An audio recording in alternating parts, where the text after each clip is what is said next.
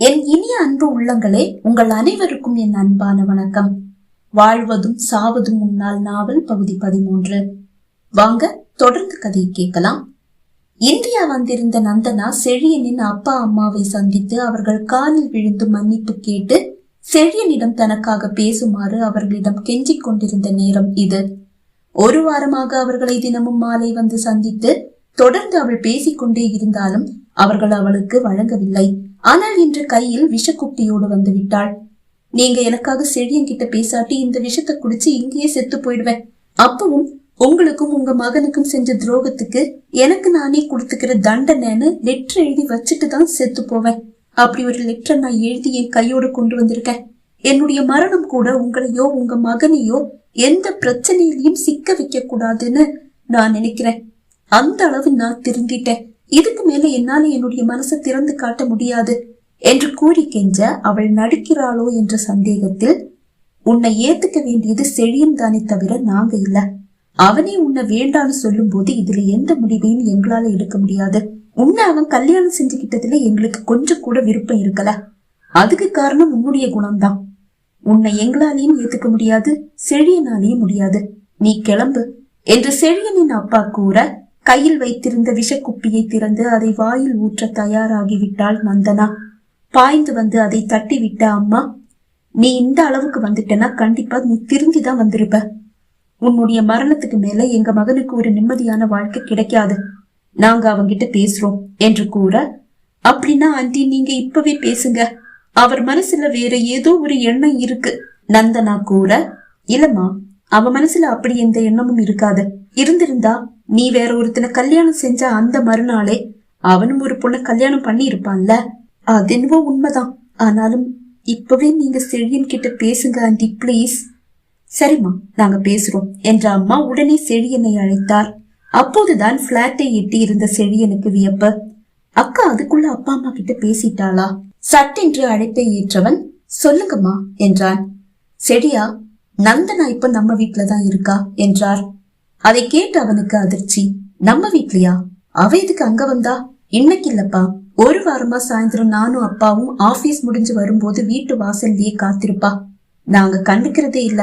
முதல் நாள் எங்களை பார்க்க வந்ததும் காலில் விழுந்து மன்னிப்பு கேட்டா. உன்னை மன்னிச்சுட்டோன்னு சொல்லி அனுப்பலான்னு பார்த்தா, மன்னிக்கிறது மட்டும் இல்ல மன்னிச்சு ஏத்துக்கங்க, அத செழியன் கிட்டையும் சொல்லி என்னை ஏத்துக்க சொல்லுங்கன்னு சொல்லி கெஞ்ச ஆரம்பிச்சுட்டா. பாவண்டாவ. அம்மாவின் அந்த வார்த்தையிலிருந்து அம்மா மனம் மாறிவிட்டது என்று செழியனுக்கு புரிந்தது. அம்மா அவளுக்கு கல்யாணம் ஆயிடுச்சுமா, அவ தாயாக போறா, இந்த நேரத்துல இப்படி வந்து பேசுறான்னு சொல்லி நீங்களும் அவளை ஏத்துக்க சொல்றீங்களா? இது என்ன வாழ்க்கையா இல்ல வேற ஏதாவதா?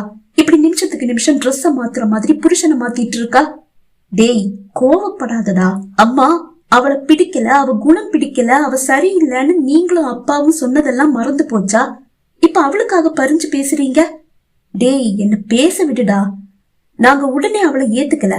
அவ உன்னை சந்திச்சதையும் அவ கர்ப்பமா இருந்ததையும் எல்லாம் எங்க கிட்டயும் சொன்னா. கர்ப்பமா இருந்தத சொன்னாளா? அப்ப இப்ப கர்ப்பமா இல்லையா? இல்ல. என்னாச்சு, அழிச்சிட்டாளா? இல்லடா, அவ புருஷன் குழந்தை அவனோடது இல்லன்னு சொல்லி சண்டை போட்டுட்டு இருந்தத உன்கிட்டயும் சொன்னதா சொன்னா. ஆமா சொன்னா. அவ இந்தியா புறப்படுற அன்னைக்கும் திரும்பவும் சண்டை வந்துடுச்சான், அடிச்சுட்டானா. அடிச்ச அடியில அவ மாடியில இருந்து படிக்கட்டு வழியா உருண்டு கீழே விழுந்திருக்கா. ரத்த கசிவு ஏற்பட்டதால அவன் தான் ஹாஸ்பிட்டல்ல கொண்டு போய் சேர்த்தானா. கரு கலைஞ்சிடுச்சான். இனி உன்னுடைய உறவே எனக்கு வேண்டான்னு சொல்லிட்டு தான் 3 நாள் கழிச்சு இந்தியாவுக்கு வந்திருக்கா.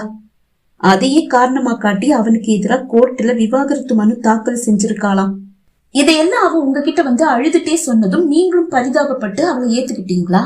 என்னை பத்தி யோசிச்சு பாத்தீங்களா? என்கிட்ட ஒரு வார்த்தை கேட்டீங்களா? இல்லடா, பேச விடு. இன்னைக்கு இதோ விஷக்குப்பியோட வீட்டுக்கு வந்துட்டா. அப்பவும் நாங்க ஏத்துக்கலதான். கடைசியில விஷத்தை குடிக்க தயாராயிட்டா. நான் தான் தடுத்து காப்பாத்தினேன். உனக்காக உயிரையே விட துணிஞ்சவ கண்டிப்பா திருந்தி இருப்பா. அவளை நாங்க நம்புறோம். அவளை ஏத்துக்க நாங்க முடிவு பண்ணிட்டோம். அம்மா நீங்க என்ன பேசிட்டு இருக்கீங்க? சரியா, அவ தற்கொலை செஞ்சுக்கிட்டா உன்னால நிம்மதியா வாழ முடியுமா? இல்ல எங்களாலதான் நிம்மதியா இருக்க முடியுமா? முதல்ல நீ அவளை கட்டிக்கும் போது எங்களுக்கு பிடிக்கலதா, இப்ப எங்களுக்கு பிடிச்சிருக்கு. இதுக்கு மேல முடிவெடுக்க வேண்டியது நீதான். இது உன்னுடைய வாழ்க்கை. உன்னை கட்டாயப்படுத்தி எந்த வாழ்க்கைக்குள்ளையும் திணிக்க நாங்க தயாரா இல்ல. ஆனா யோசிச்சு நல்ல முடிவா எடு என்றவர் அவனது பதிலுக்கு காத்திராது அழைப்பை துண்டித்தார். செழியனின் அம்மா நந்தனாவுக்கு சாதகமாக செழியனிடம் பேசிக் கொண்டிருக்க அவள் மனம் குத்தாட்டம் போட்டுக் கொண்டிருந்தது. அது முகத்தில் பிரதிபலித்தாலும் சிரமப்பட்டு அதை மறைத்தவள் அப்பாவி போல் அமர்ந்திருந்தாள். இனி அவன் உன்னை மீறி ஒரு முடிவெடுப்பான்னு எனக்கு தோணல. நீ நிம்மதியா கிளம்பு. செழியனின் அம்மா கூற, கண்டிப்பாக இனி தன்னை மீறி அவன் ஒரு முடிவை எடுக்க மாட்டான் என்று நந்தனாவுக்கும் புரிந்தது.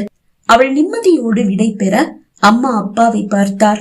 நான் இப்ப எடுத்த இந்த முடிவு தானங்க சரி என்று கேட்க, அவ தற்கொலை செஞ்சுக்கிட்டா நம்மால நிம்மதியா இருக்க முடியாதுதான். ஆனா அவ தற்கொலை செஞ்சுப்பான்னு நீ எப்படிமா நம்புன? அப்பா கேட்க, அவ விஷத்தை குடிக்க தயாரானது நீங்களும் பாத்துட்டு தானே இருந்தீங்க. பார்த்தேன். ஆனா அவ விஷம் குடிச்சிருந்தா கூட பக்கத்துல தானே ஹாஸ்பிட்டல் இருக்கு, நாம காப்பாத்திடுவோன்னு அவளுக்கு தெரியாதா? இந்த பெங்களூர்ல டிராபிக்ல சிக்கினா மட்டும்தான் உயிருக்கு போராடிட்டு இருக்கிற ஒருத்தரை காப்பாத்த முடியாத ஒரு நிலைமை வரும். அப்படி நிறைய உயிர் போயும் இருக்கு. ஆனா இங்க நம்ம வீட்டு முன்னாடியே ஹாஸ்பிட்டல் இருக்கேமா, அந்த தைரியம் தான் அவளுக்கு. வேற என்ன? என்ன ஆனாலும் நாம அப்படி நினைச்சு ஒரு ரிஸ்க் எடுக்க கூடாதுதான். சரி, இனி செழியன் நல்ல முடிவா எடுக்கட்டும். அவர்கள் பேசிக் கொண்டிருக்கும் போதுதான் பூங்குழலியிடமிருந்து அப்பாவுக்கு அழைப்பு. எப்போதும் பூங்குழலியோ செழியனோ அழைத்தால் ஸ்பீக்கரில் போட்டுதான் இருவரும் பேசுவார்கள். இன்றும் அப்பா ஸ்பீக்கரில் போட்டுதான் அழைப்பை ஏற்றார். அவள் செழியன் வந்ததையும் கூறி சென்ற விஷயங்களையும் கூற அப்பா அம்மா அதிர்ச்சியோடு ஒருவரை ஒருவர் பார்த்தனர். என்னப்பா பேச்சையை காணோம்? கயல உங்களுக்கும் பிடிக்கும் தானே? கயல செழியன் கல்யாணம் பண்ணிக்கிறதுல தப்பெதுவும் இல்லையே. கயல செழியன் கல்யாணம் பண்ணிக்கிட்டும்பா. அதுக்கு இல்லம்மா என்று கூறிய அப்பா நடந்தேறிய நிகழ்வுகளை கூறி செழியனை அழைத்து நந்தனா விஷயத்தை கூறிவிட்டதாகவும் கூற, அப்பா நீங்க என்ன பேசிட்டு இருக்கீங்க? திரும்பவும் அந்த நந்தனா நம்ம செழியன் வாழ்க்கையிலையா? அது வேண்டாம்ப்பா, அவன் நடிக்கிறாப்பா. அவன் நம்பர் என்கிட்ட இருக்கு, நானே அவகிட்ட போன் பண்ணி பேசிக்கிறேன். கோபமாக பூங்குழலி கூற, நீ பேசுவம்மா, ஆனா அதுக்கப்புறம் ஏதாவது ஒரு தப்பான முடிவு அவ எடுத்துட்டா என்ன செய்வ? அப்பாவின் அந்த கேள்வியின் முன்னால் பூங்குழலியும் பதறி போனாள். இப்ப என்னப்பா பண்றது? வேற ஒன்னும் பண்ண முடியாதுமா. நீ டாக்டர் கயல போய் பாரு, நடந்த விஷயத்த சொல்லு, புரிஞ்சுப்பா. அவளே விலகி போயிட்டா செழியனுக்கும் முடிவெடுக்க ஈஸியா இருக்கும். இதை விட சரியான வேற ஒரு வழி எதுவும் எனக்கு தெரியலம்மா அப்பா கூற, சரிப்பா, டாக்டர் கயலுடைய நம்பர் என்கிட்ட இருக்கு, நான் போன் பண்ணி பேசுறேன் என்று கூறியவள் மனமில்லா மனமோடு அழைப்பை துண்டித்து விட்டு கயலை அழைத்தாள். பூங்குழலியின் எண்ணெய் கண்டதும் உற்சாகத்தோடு அழைப்பை ஏற்ற கயலின் தலையில் இடி என இறங்கியது பூங்குழலி சொன்ன அந்த செய்தி. கயல், ஒரு உயிருடைய மதிப்பு என்னன்னு டாக்டரான உனக்கு தெரியும். செழியன் இப்ப குழம்பி போயிருப்பான், ஒரு முடிவை எடுக்க முடியாம தவிச்சிட்டு இருப்பான். நீயா ஏதாவது சொல்லி விலகிடு, அதுதான் எல்லாருக்கும் நல்லது. உன்னை அந்த நரகத்திலிருந்து அவன் காப்பாத்திட்டான். இனி உனக்கு எந்த பிரச்சனையும் இருக்காது. நீ நல்ல ஒரு வாழ்க்கையை தேடிக்க. நல்ல ஒரு முடிவா முதல்ல நீ எடு, அதுக்கப்புறமா செழியனு போய் பாரு என்று கூறி அழைப்பை துண்டிக்க நிறைந்து வழிந்த கண்ணீரை துடைத்தெறிந்த கயல் நேராக செழியனை தேடி வந்தாள். கயலிடம் என்ன கூறுவது, நந்தனா விஷயத்தில் என்ன முடிவு எடுப்பது என்று அறியாது தலையை பித்துக் கொண்டிருந்த செழியன் கதவு தட்டப்படும் ஓசை கேட்டு வந்து கதவை திறந்தான். வாசலில் கயல். அவள் விழிகள் அழுது சிவந்திருக்கிறது. உள்ளவா கயல். இல்ல, நான் போனும். என்ன விஷயம்? உங்க அக்கா பூங்குழலி போன் பண்ணியிருந்தாங்க. அக்காவா? ஆமா. என்ன சொன்னா? நந்தனா உங்க வீட்டுக்கு போய் உங்க அப்பா அம்மாவை பார்த்ததையும் தற்கொலைக்கு முயற்சி செஞ்சதையும் சொன்னாங்க. அவ மரணத்துக்கு மேல நாம ஒரு வாழ்க்கையை கெட்டி எழுப்பணுமா? அது நமக்கு நிம்மதியை கொடுக்குமா? நாம தான் வாழ்க்கையில ஒண்ணு சேர்ந்திருக்கணும், அதனாலதான் சின்ன வயசுல நமக்கு இடையில அப்படி ஒரு உறவு உருவாச்சுன்னு இத்தனை நாள் நான் நினைச்சிட்டு இருந்தேன். அது தப்புன்னு இப்ப புரியுது. நம்ம ரெண்டு பேருமே சேரவே கூடாதவங்க ஆனதாலதான் சின்ன வயசுலயே பிரிச்சுட்டோம். இப்பவும் சேர முடியாம போகுதுன்னா நாம ரெண்டு பேரும் வாழ்க்கையில சேரக்கூடாதுன்னு விதி போல. எனக்கு வருத்தம் எதுவும் இல்ல செழியன். இனிமே அவன் என் பக்கம் திரும்பி கூட பார்க்காதபடி நல்ல பாடத்தை அவனுக்கு நீங்க புகட்டியும் விட்டுட்டீங்க. இனி எனக்கு பயம் இல்ல, நான் நிம்மதியா இருப்பேன். நீங்க நந்தனாவையே கல்யாணம் பண்ணிக்கிட்டு சந்தோஷமா இருங்க. அவ திருந்திட்டான்னா உங்க வாழ்க்கை சந்தோஷமா தானே இருக்கும்.